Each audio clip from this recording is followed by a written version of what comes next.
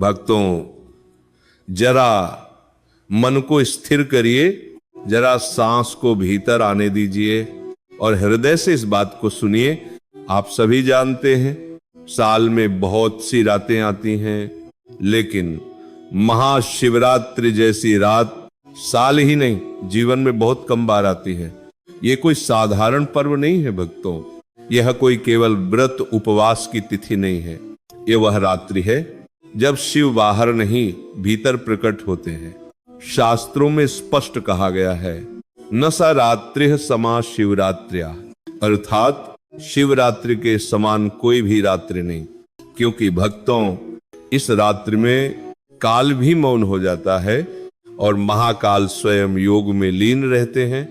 इस रात्रि में सृष्टि की नकारात्मक तरंगे स्वतः ही शिथिल पड़ जाती हैं और सकारात्मक ऊर्जा अपने शिखर पर होती है।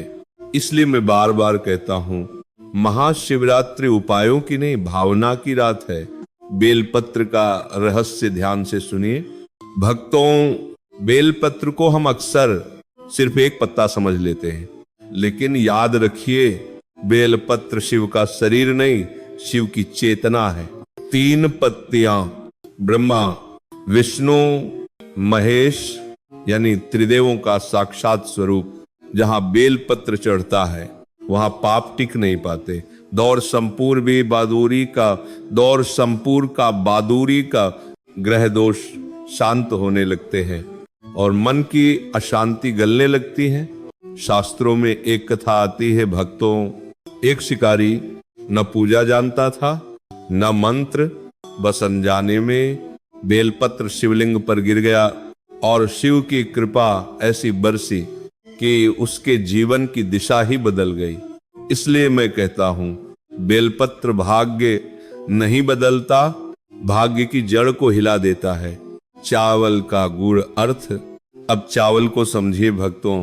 शास्त्र कहते हैं अन्न प्राण और अक्षत जो कभी नष्ट न हो। इसीलिए चावल केवल भोजन नहीं, स्थिरता का वरदान है।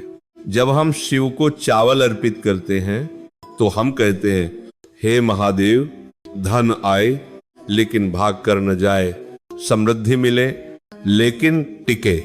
इसीलिए बेलपत्र प्लस चावल अस्थिर जीवन को स्थिर करने का संकेत है। उपाय का समय यहां चूक मत कीजिए भक्तों। यह उपाय दिन का नहीं है, यह उपाय किया जाता है रात्रि 9 बजे से 12 बजे के बीच। क्यों? क्योंकि यही निश्चिता काल है। शिव तत्व सर्वाधिक सक्रिय होता है, मन शांत होता है और चेतना भीतर उतरती है।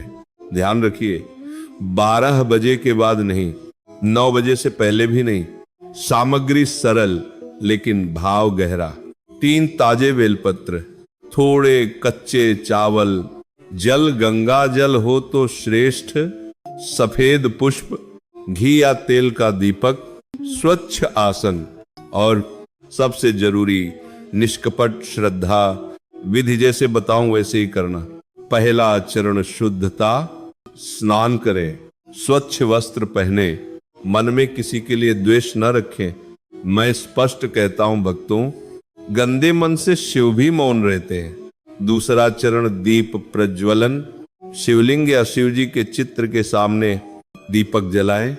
मन में कहें, हे महादेव, मैं आपके द्वार आया हूं, दिखावे के लिए नहीं, शरण के लिए। तीसरा चरण जल अर्पण, धीरे धीरे जल चढ़ाएं और जप करें, एक नमः शिवाय। चौथा चरण मुख्य उपाय। अब ध्यान से सुनिए, हर बेलपत्र पर थोड़े थोड़े चावल रखें, एक एक करके चढ़ाएं और हर बार कहें नमः शिवाय। 3 बेलपत्र चढ़ाने के बाद हाथ जोड़कर मौन में रुक जाइए। 5वां चरण प्रार्थना। भक्तों, यहां शब्द नहीं, आत्मा बोलनी चाहिए।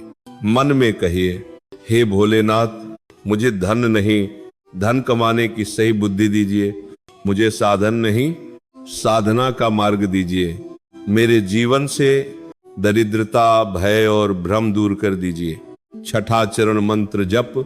अब 11 या 21 बार जप करें। नमः शिवाय उपाय के बाद का धर्म।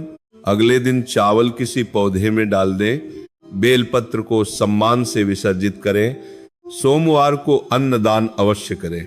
याद रखिए, बिना दान के शिव भी अधूरे रहते हैं। सावधानियां, बेलपत्र उल्टा न चढ़ाएं, टूटा बेलपत्र न चढ़ाएं, दिखावे या लालच से न करें, गलत कमाई की इच्छा से न करें। फल क्या मिलेगा? भक्तों, आर्थिक रुकावटें घटेंगी, अवसर दिखने लगेंगे, मन शांत होगा और दिशा स्पष्ट होगी। लेकिन मैं फिर कहता हूं, महादेव धन नहीं देते, धन तक पहुंचने की दृष्टि देते हैं। अंतिम वाणी भक्तों, महाशिवरात्रि कोई जादू नहीं है, ये आत्मा का जागरण है। अगर श्रद्धा रखी, कर्म नहीं छोड़ा और धैर्य रखा तो यकीन मानिए भोलेनाथ किसी भी भक्त को खाली हाथ नहीं लौटाते। हर हर महादेव।